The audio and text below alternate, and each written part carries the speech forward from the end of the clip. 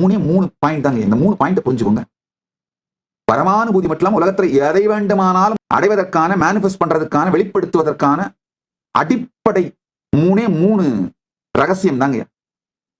உங்க inner dialogue, உங்க inner dialogue, உள்ளுக்குள்ள உங்களுடைய வார்த்தைகள், the quiet conversations, அதாவது நீங்க தனியா உங்களுக்குள்ள என்ன பேசிட்டே இருக்கீங்களோ நாள் முழுக்க, அது மிக மிக முக்கியம். ஏன்னா அதுதான் உங்களுடைய வைப்ரேஷனை கிரியேட் பண்ணுது, அதுதான் உங்களுடைய கான்சியஸ் ஃப்ரீக்வன்சியை எமிட் பண்ணுது.